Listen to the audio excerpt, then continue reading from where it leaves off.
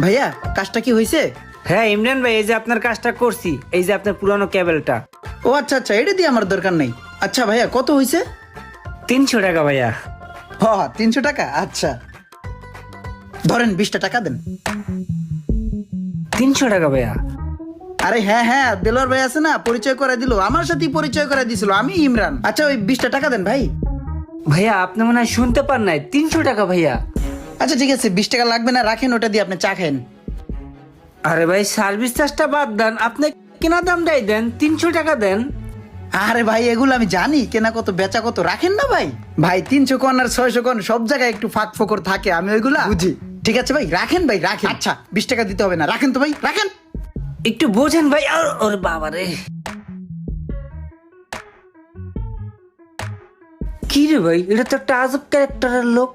কেনার দামটা চাইলাম, কেনার দামটাও দিয়ে গেল।